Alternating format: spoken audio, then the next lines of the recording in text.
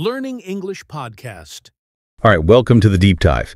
Have you ever felt like the IELTS Task 2 essay is just like this huge puzzle? Like you're trying to put all these different pieces together, but you're not even sure what picture you're trying to make. Yeah, I get that. I mean, you're staring down this writing task, and it's like a make or break deal for your future, whether it's university or your career, and it's totally understandable to feel a bit lost. Like, where do you even start with all these different types of essays? Exactly. And you're here listening to us because you want the inside track, right? You want to cut through all the clutter and figure out the best way to approach each type of essay without drowning in a sea of information. You want the cheat codes, basically. Exactly, the cheat codes. And you're in luck because today we're diving deep, pun intended, into a really fantastic resource. This YouTube video from Fast Track IELTS, and what makes this even better is they've got a former IELTS examiner on board to guide you through it all. So basically, our mission today is to break down the 5 main IELTS Task 2 essay types and then give you some solid strategies for tackling each one. Arm you with the tools you need to succeed. Exactly. So you can walk into that exam feeling confident and ready to take on whatever essay question they throw at you. That's the goal. So first things first, let's talk about the opinion essay. You might also hear it called the agree-disagree essay. Oh yeah, that's a super common one. So the basic idea is they give you a statement, and your job is to figure out how much you agree or disagree with it. Like, for example, the one they used in the video. With the advancement of artificial intelligence, people will work less and have more free time.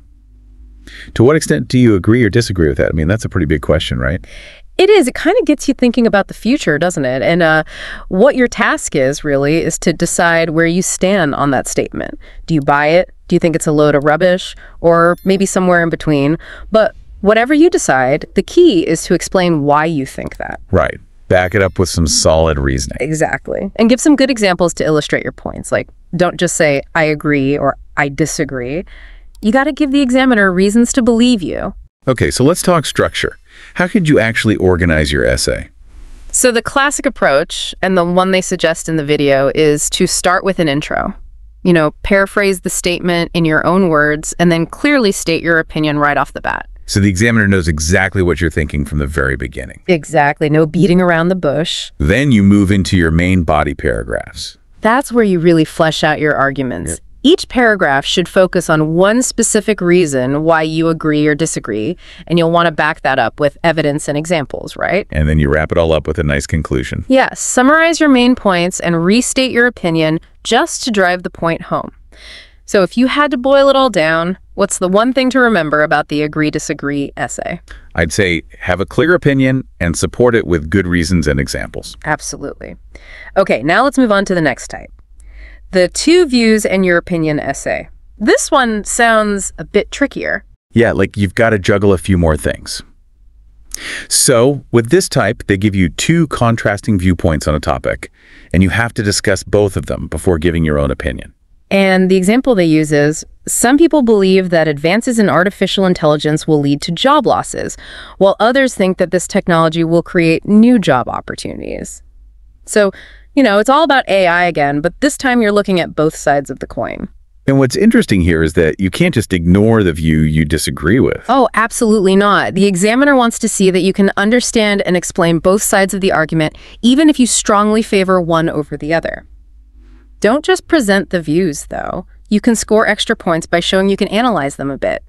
Think about what assumptions each view is based on, or the evidence used to support it. So you're showing the examiner that you can think critically about the issue. Exactly. And then after you've done that, then you get to share your own opinion and explain why you think that way. So the key here is that you need to present a balanced discussion of both viewpoints before stating your own stance.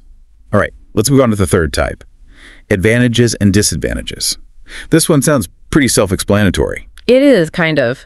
Basically, they ask you to discuss the pros and cons of a particular thing, and then decide whether the advantages outweigh the disadvantages or vice versa. Like the example they give is, with the advances made in artificial intelligence, many jobs can now be completed by robots or computers instead of people. Do you think the advantages of this development outweigh the disadvantages? AI is taking over the world. It really is a hot topic, isn't it? And here, you got to delve into the good and the bad. What are the positives of having robots do our jobs? What are the negatives? And then you got to weigh it all up. Do the benefits really trump the drawbacks, or is it the other way around? And the video gives you a good tip here. If you find that one side has more to say, whether it's the advantages or the disadvantages, it's okay to focus more on that side. Yeah, but you still have to make sure you discuss both sides. You don't want to completely ignore one of them. So the key takeaway with this type is that you need a balanced discussion, and then you state your opinion on which side carries more weight. Right. Okay, moving on to essay type 4. 2 direct questions. This one sounds very specific. It is. This time, they give you a statement, and then they hit you with 2 direct questions that you need to answer. And the example they use is, artificial intelligence is replacing humans in the workplace. Why is this happening? Do you think this will have a positive or negative impact on society? 2 very big questions. Big questions, and the intro for this one is a little different. You don't need to give your opinion right away. No, your main job in the intro is just to rephrase those 2 questions in your own words. Set the scene for what you're going to talk about in the rest of the essay. Makes sense. And then each question gets its own body paragraph. Exactly. So the first body paragraph will be all about answering the first question, which is the reasons why AI is replacing humans. Then the second body paragraph tackles the second question, which is whether you think this is a good thing or a bad thing. And that second question is usually where you get to express your own opinion. Right. So with this type of essay, the main thing is to keep it structured. Paraphrase the questions, answer each one in a separate paragraph, and make sure you include your own opinion if they ask for it. All right, last but not least, we have essay type 5, problem and solutions. This one is all about, identifying problems and then figuring out how to solve them. Sometimes they might also ask you about the causes of a problem and then the solutions. The example they give is, advances in artificial intelligence are changing the way people work. What problems might people face because of these changes? How could these problems be solved? It's like they're asking you to be a futurist. Right. Predict the future and then fix it. And again, the structure is pretty similar to the 2 direct questions essay. One body paragraph for identifying the problems and another one for proposing solutions. So the key takeaway here is think critically about the potential challenges and come up with some practical ways to address them. Absolutely. Okay, so we've covered all 5 essay types. Now let's talk about something that's super important for your IELTS score. Vocabulary and grammar. The bread and butter of good writing. Exactly. The video really emphasizes how much these 2 things matter. Together, they account for half of your writing score, so you really can't afford to slack off in these areas. They call vocabulary lexical resource, which sounds a bit fancy. It does, but basically it just means the words you use. The examiner wants to see that you have a wide range of vocabulary and that you know how to use it effectively. It's not just about using big words, though. Right, it's about choosing the right words to convey your meaning in a precise and appropriate way. Exactly. And you also need to be aware of style and collocation. Style, I get, but what's collocation? Collocations are basically words that naturally go together. Like, we say, do homework, not make homework. Or we say, take an exam, not make an exam. Using these correctly shows the examiner that you have a good grasp of the English language. So it's about using language that sounds natural to a native speaker. Right. Now, when it comes to grammar, they're not expecting you to write a perfect essay with absolutely no mistakes. That's good to know. But you do need to write in a clear and understandable way. The video suggests avoiding super long and complicated sentences, especially if you're not confident in your grammar. Better to keep it simple and clear. Yeah. But that doesn't mean you should only write short, simple sentences. You can definitely use more complex structures to show off your grammar skills, but just make sure you're using them correctly. Things like complex sentences, comparisons, passive voice, those can all add sophistication to your writing. So it's about finding that balance between accuracy and complexity. Exactly. Now, the video actually analyzes some Band 9 paragraphs, which is super helpful because you can see what good writing actually looks like. So let's start with an introduction from that opinion essay we talked about earlier, the one about AI and free time. Okay, so what makes this intro a Band 9 intro?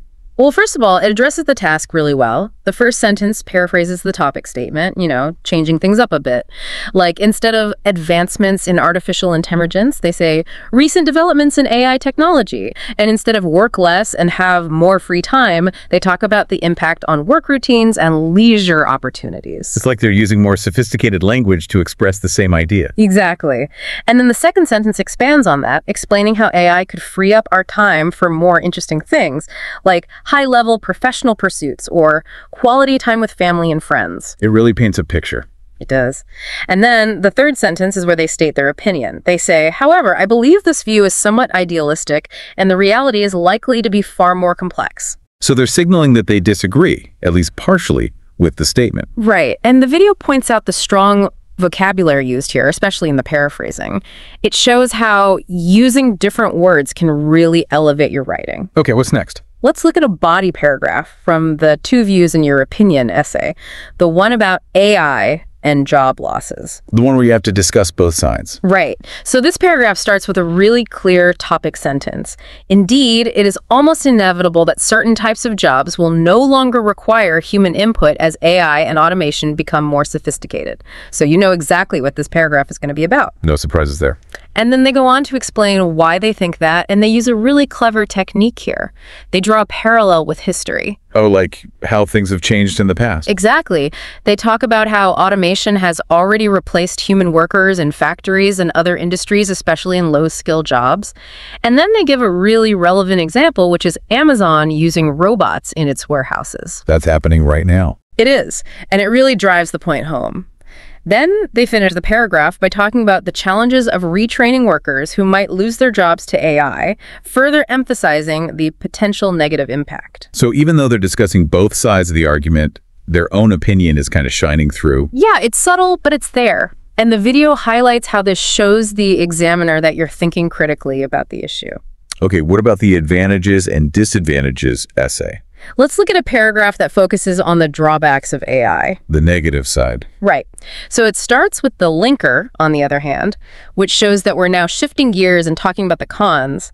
And then they clearly state, despite the potential benefits, there are also significant drawbacks to consider. So they're acknowledging the good stuff, but then focusing on the bad stuff. Exactly. And the first drawback they mention is job losses, especially for people in low-skill jobs.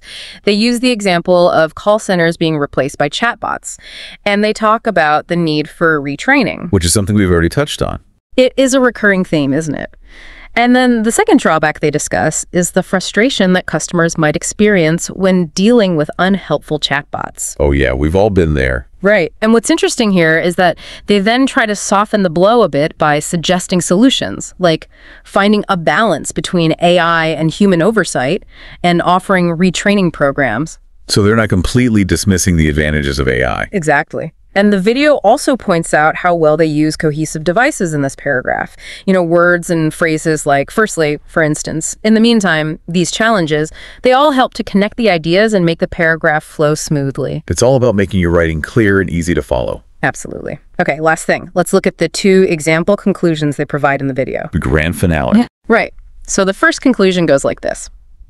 To sum up, finding suitable employment will likely present considerable challenges for less qualified individuals in a future job market where AI technologies play a dominant role.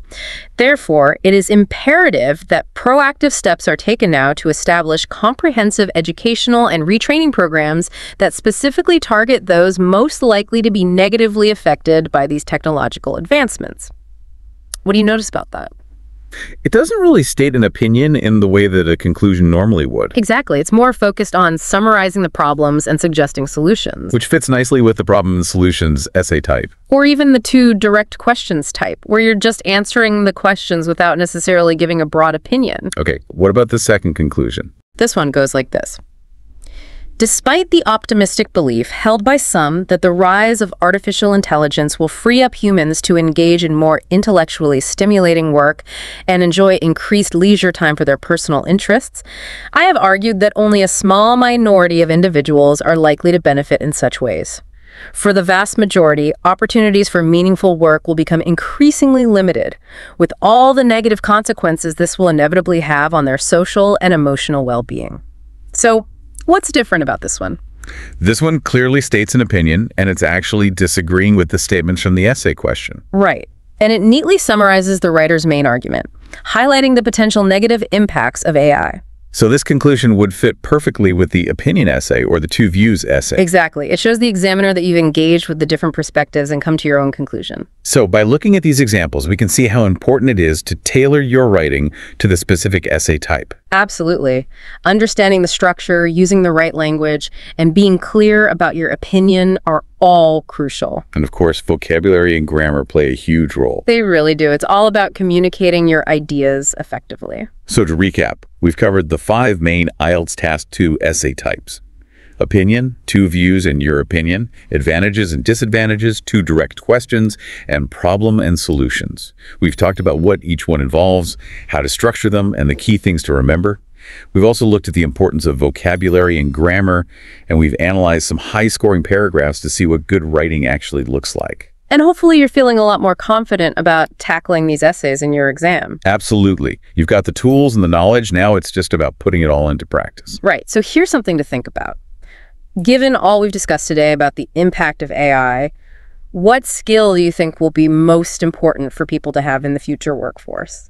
It's something to really ponder as we all navigate this rapidly changing world. It is. Thanks for joining us on the Deep Dive. It's been a pleasure. Until next time.